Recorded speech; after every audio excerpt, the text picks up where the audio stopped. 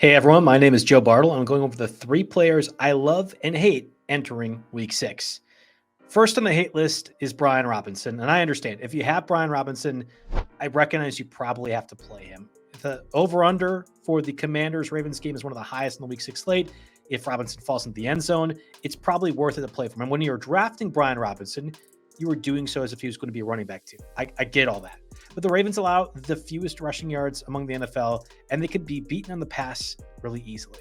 If you're looking for a win condition that's going to help the Commanders, or if you're Cliff Kingsbury and trying to scheme things up, it's probably not giving Brian Robinson 20 plus touches. I think they're going to involve the passing game more. Austin Eckler's going to be healthy. And I think Jaden Daniels is going to be running around a lot.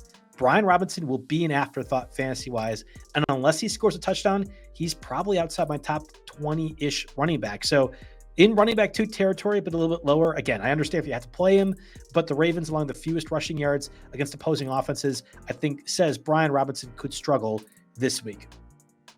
Along the same lines, the players I hate is Javonte Williams, and I've been very frustrated with Sean Payton. Jaleel McLaughlin and the whole Broncos rushing backfield has been very frustrating to deal with. I have some animosity with Denver, but Javonte Williams has done fine enough in his opportunities, and the over-under for the Chargers-Bronco game is part of the problem. It sits at 35.5.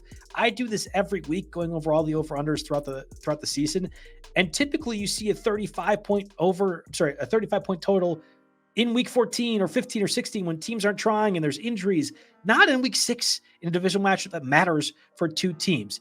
I'm still going under 35.5 points, and I might be wrong, but the Chargers don't want to score the ball, or at least they don't want to pass the ball to score, and the Broncos might not be capable of doing so with Bo Nix.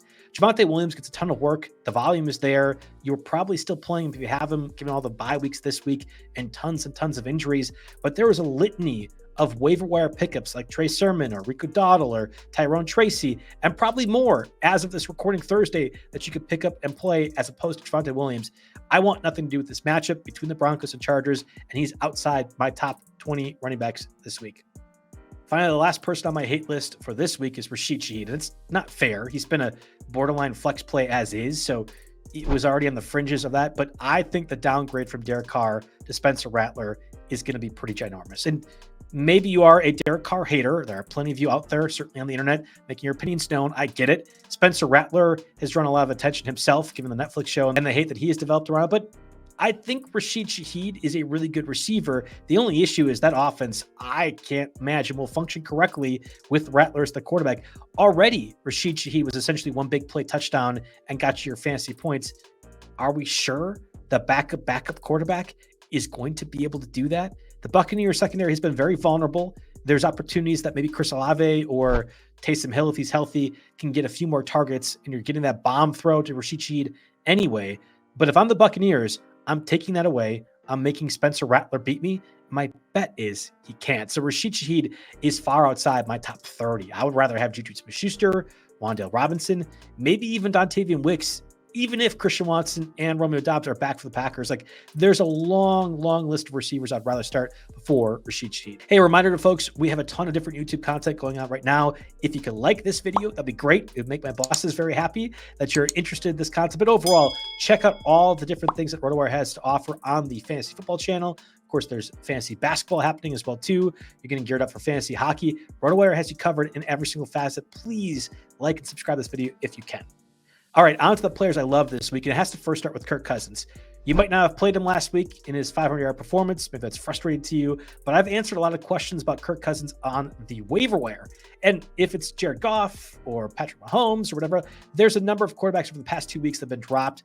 Maybe you can find Kirk Cousins lower on that list than other people.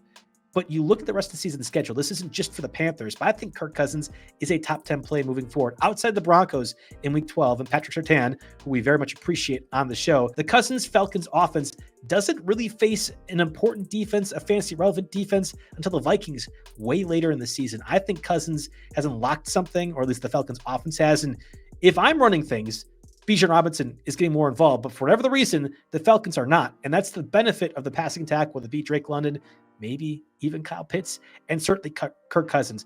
I'm playing Kirk Cousins over CJ Stroud this week. I'll play him over Baker Mayfield and probably Justin Fields too. Kirk Cousins is easily a top 10 quarterback for me.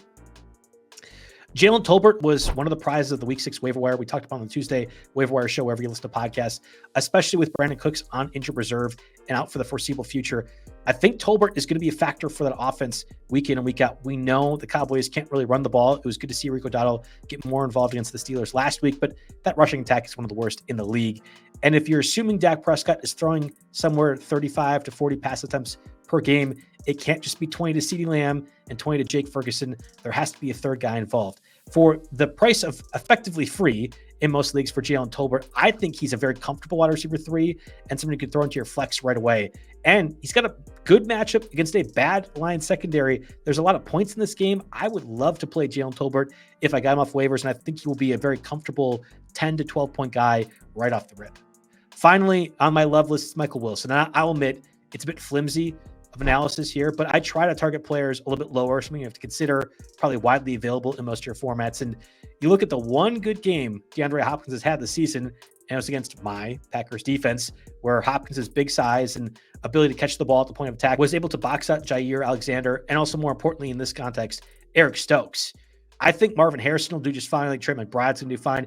The Cardinals-Packers game overall will probably have a lot of points, a lot of offense. Michael Wilson has quietly had at least 6 targets in each of the past 3 games, and he's getting the rapport with Kyler Murray, which was the one question mark I had. Given Michael Wilson 6'4", plays in a similar style, not as well, but a similar style to DeAndre Hopkins. There's some red zone action for Michael Wilson too. He's probably due for some positive touchdown regression given the work.